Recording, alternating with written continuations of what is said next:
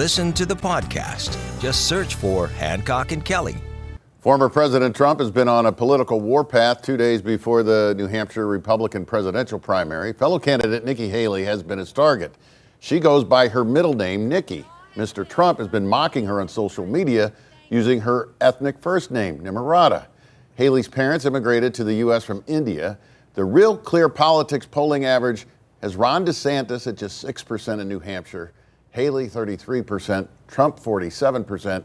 Former candidate and South Carolina Senator Tim Scott just endorsed Trump, even though Haley appointed Scott to the Senate when she was South Carolina's governor. John, why does there seem to be no price to pay for Donald Trump when he does things like this? Well, mocking her about her ethnic name.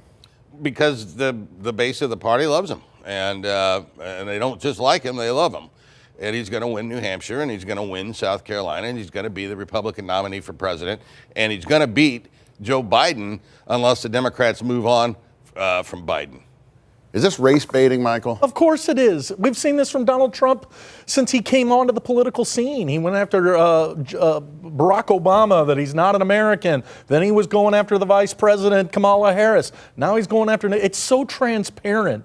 And it's so disappointing that Republicans pretend like, oh, well, this is fine. You know, he's just being silly. No, he's being a bigot. And what the Republicans ought to realize is white guys and white people are becoming less and less in this country, and they're setting themselves up to be the party of the minority white people. It's really sad and disgusting. Does it bother you that it doesn't bother Republicans more than it does? Yeah, I mean, I'm no fan of Donald Trump's. He's not my cup of tea. But my cup of tea can't win a Republican primary. President Biden had quite the gaffe during a trip to North Carolina Thursday. I also want to mention Congressman Deborah Ross. Where's Deborah? I just had my picture taken with her. That's probably why she left. No, all kidding aside. Anyway, she couldn't be here, actually. That's not true. I got it mixed up. And she has, she fights very hard for the people of this district, and she's up in Washington right now. He was in North Carolina to announce an $82 million commitment to expand high-speed internet in the state.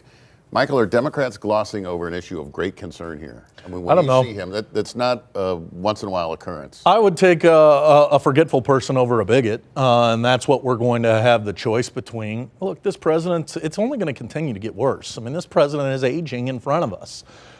Fortunately, the Republicans are going to nominate Donald Trump. I think the only Republican that Joe Biden can beat right now. Could there still be a change? Absolutely. But it's not going to be anybody other than Gavin Newsom. He's the one that's been lined up to take this if Joe Biden doesn't do it. But the president is committed and running. And people inside my party, including myself, want him to do it because we need to hold this office and not let this potential fascist and dictator take over. Well, now, Donald Trump loves to make fun of the president about these gaffes, but he had one of his own. He kept referring to Nancy Pelosi as Nikki Haley during his speech a couple of nights ago. Yeah, I mean, repeatedly. If this ends up being the campaign, that debate's going to be like the dinner hour at Del Mar Gardens. The Democrats have got to move on from Joe Biden if they want to have any chance of retaining the White House. Look at the polling. Trump's beating him. But he's no spring chicken either. No, look, yeah. He doesn't know Nikki Haley from Nancy Pelosi. We are producing a singularly bad choice for voters in November if this persists. Both sides. Still to come on Hancock and Kelley, Donald Trump's sex assault case is now a defamation case too. And in our quote of the week, legal troubles for the Georgia DA who's prosecuting Mr. Trump. She says it's all because of racism.